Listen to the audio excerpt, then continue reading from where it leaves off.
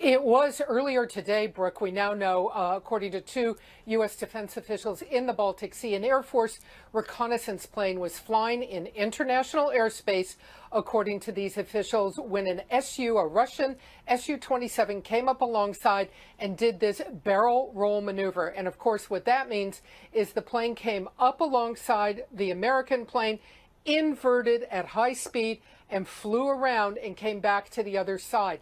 This is a very high-speed, very dangerous maneuver, and it's estimated the Russians came within 100 feet of the U.S. aircraft. The U.S. is very opposed to these kinds of maneuvers. They are very dangerous, the U.S. says, and they can lead to absolute disaster in the skies. The question now, it's the second barrel roll this month, also a U.S. Navy warship closely intercepted by Russian aircraft who flew with just in a few feet of the Navy deck. What is Moscow up to? And if U.S. officials tell me they are still uncertain whether these dangerous maneuvers are being ordered at the highest levels in Moscow or whether these are Russian pilots out there hot-dogging, taking tremendous risk.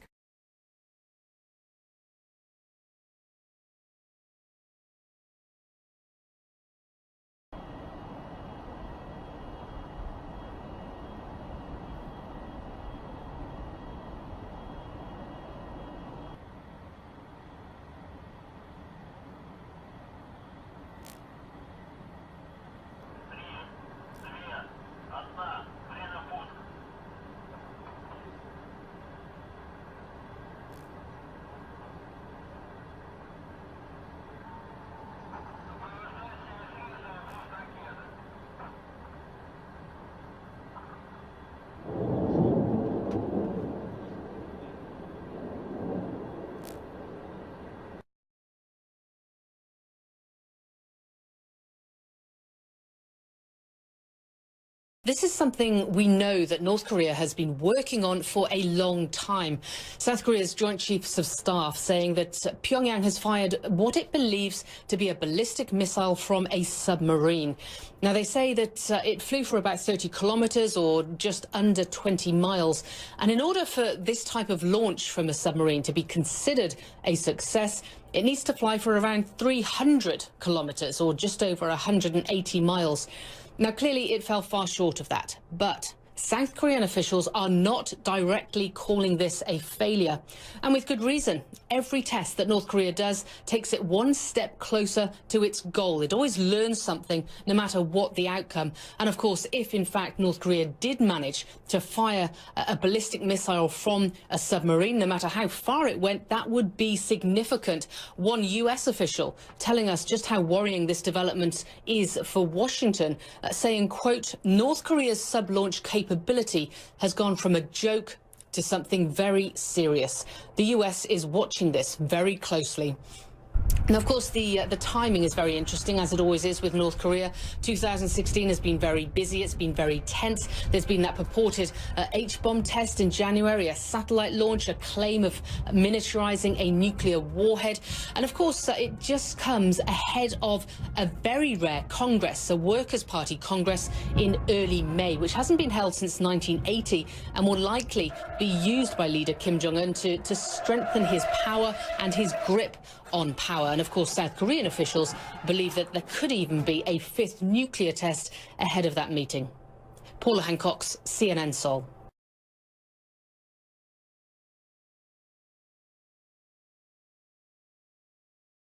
Barack Obama has announced today the biggest escalation of America's intervention in Syria to date, with a further 250 troops now on top of dozens who are already on the ground there.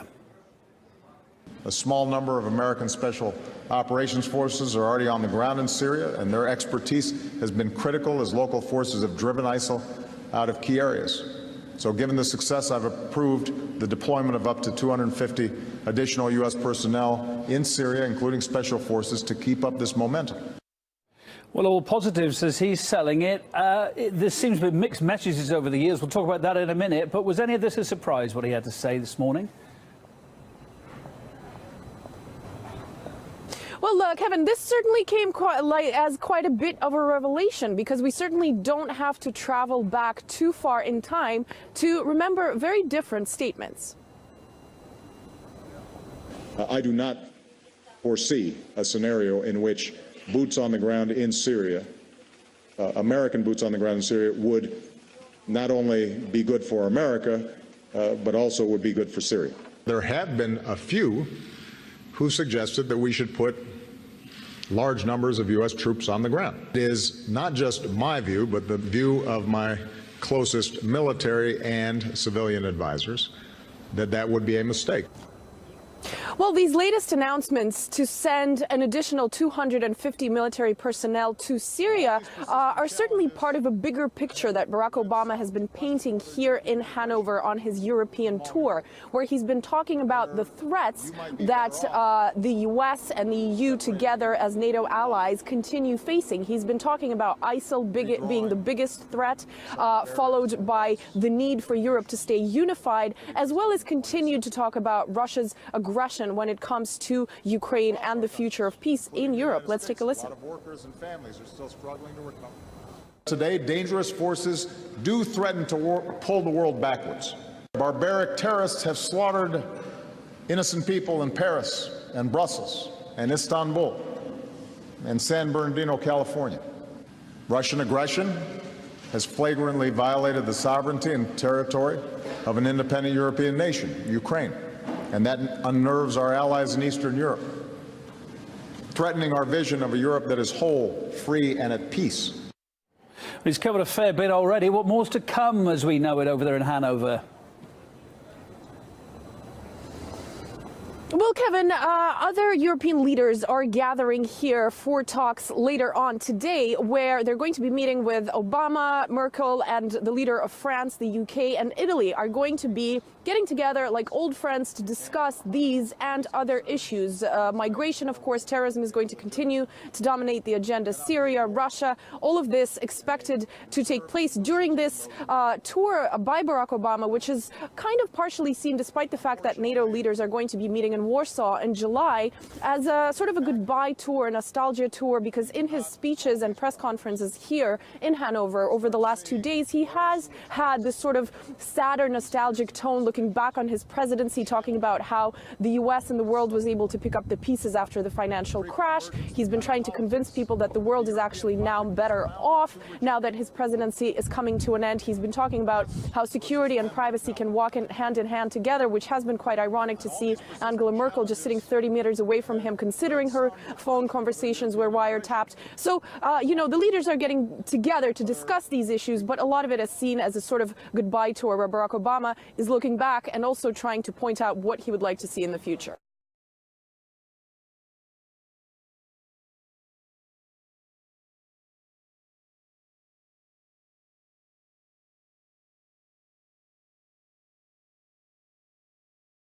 Syria's ceasefire is in tatters.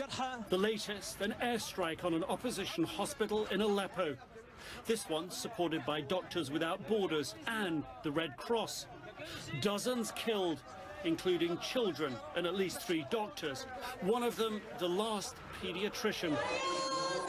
So severe the attack, the Red Cross issued a statement saying the destruction of the hospital are putting millions at grave risk.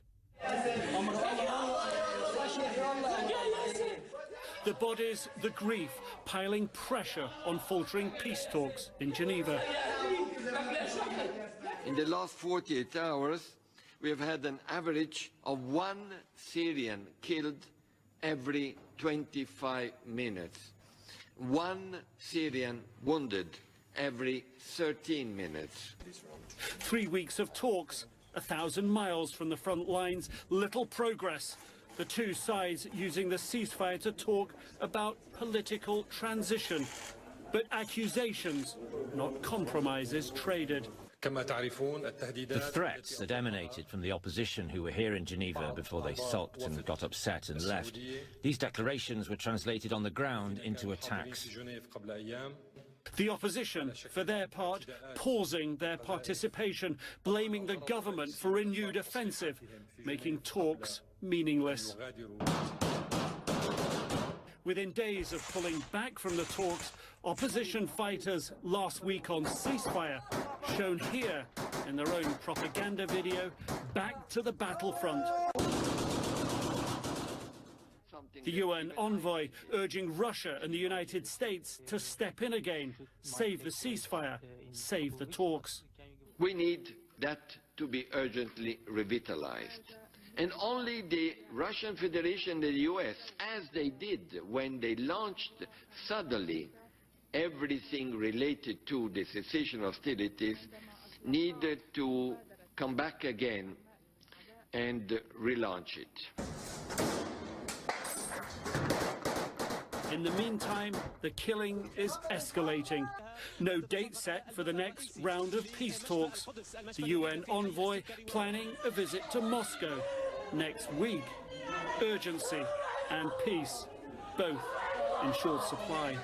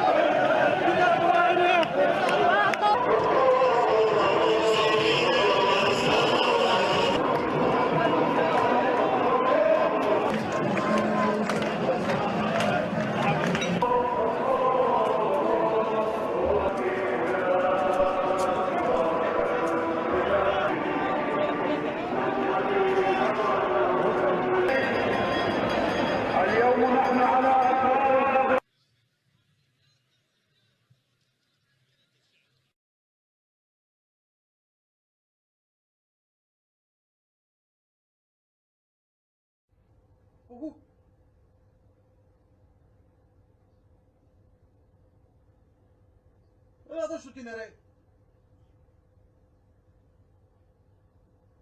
Ρε δώσου. Πως και δεν έτσι πρέπει.